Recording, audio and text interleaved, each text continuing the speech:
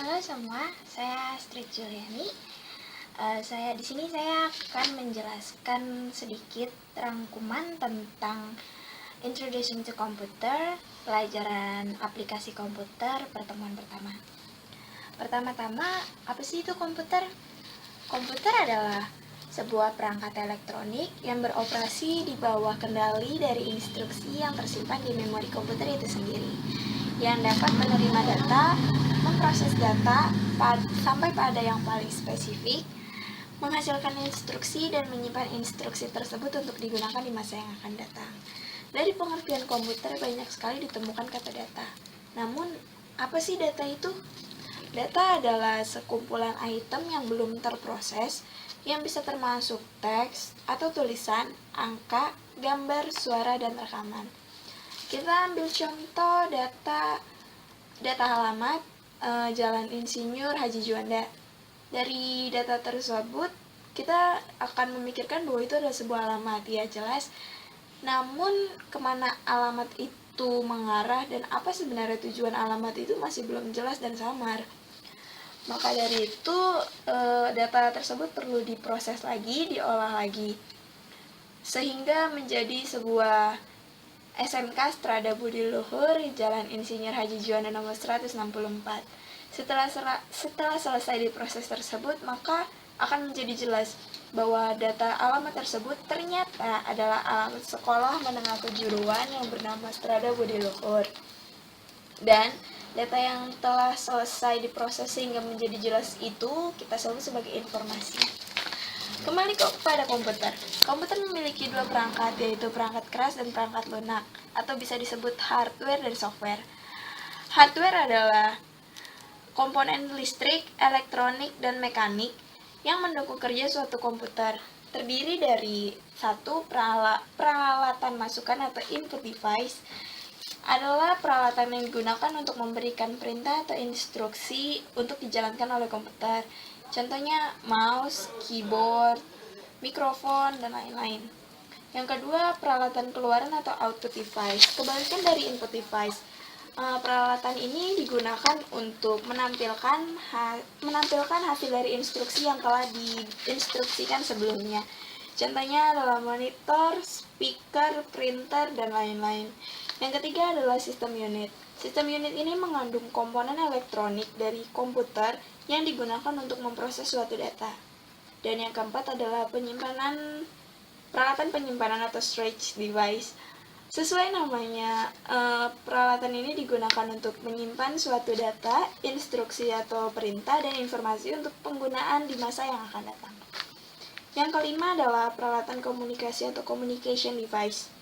Peralatan ini memungkinkan sebuah komputer untuk mengirim dan menerima data, instruksi, dan informasi untuk dari satu atau banyak komputer. Perangkat lunak atau software biasa disebut sebagai program yang memberitahukan kepada komputer tentang perintah apa dan bagaimana cara menjalankannya. Software terdiri dari satu, sistem operasi. Sistem operasi adalah sebuah pengaturan dari program yang mengatur semua aktivitas di dalam perangkat keras komputer. Contohnya adalah Windows, Linux, macOS, dan lain-lain. Yang kedua adalah program utility.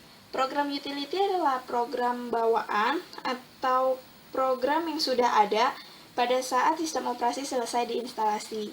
Contohnya itu seperti Internet Explorer. Yang ketiga adalah program aplikasi. Program aplikasi adalah program-program tambahan yang dapat diinstalasi setelah sistem operasi berhasil dan lancar dijalankan pada suatu komputer. Membicarakan soal perangkat lunak, banyak terdengar kata instalasi. Namun, apa sih sebenarnya instalasi itu? Instalasi adalah proses pengaturan software agar dapat bekerja sama dengan komputer, printer, dan perangkat keras lainnya. Kemudian, kita akan membicarakan tentang keuntungan dan kerugian penggunaan komputer. Yang pertama, keuntungan penggunaan komputer. Komputer itu cepat, sangat jelas ya.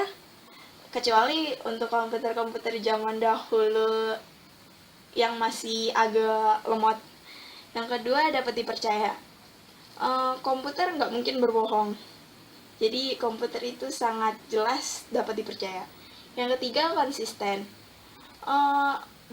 Berapa kali pun, ribuan kali pun komputer ditanya hal yang sama, maka dia akan menjawab hal yang sama. Itulah yang disebut konsisten. Yang keempat, komputer memiliki media penyimpanannya tersendiri, jadi kita dapat menyimpan langsung di dalam komputernya tanpa harus menggunakan alat penyimpanan eksternal lainnya. Yang kelima adalah komunikasi. Kemudian kelemahan penggunaan komputer. Yang pertama, gangguan kesehatan. Sudah sangat jelas, jika kita terlalu lama menggunakan komputer, maka kepala kita akan terasa pusing. Dan dapat juga terancam terkena radiasi dari sinar komputer itu sendiri.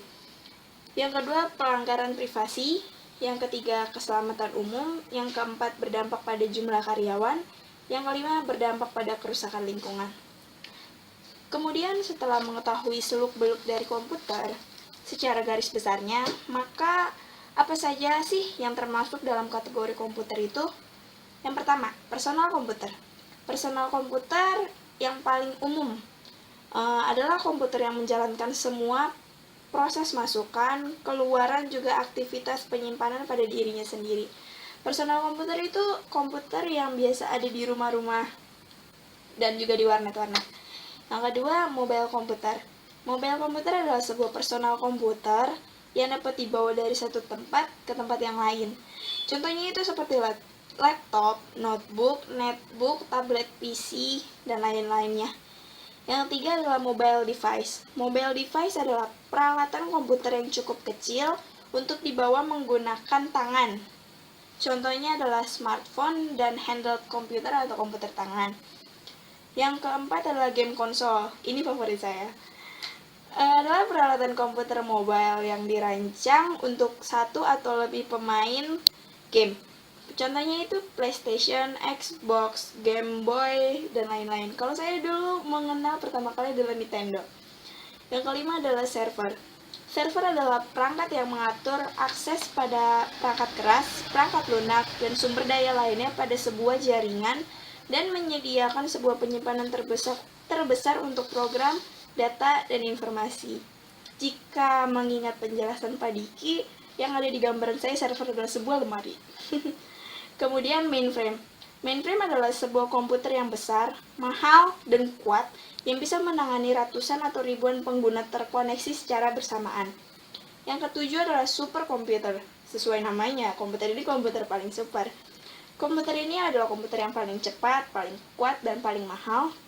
Komputer ini juga mampu memproses lebih dari 1 quadrillion instruksi dalam 1 detik.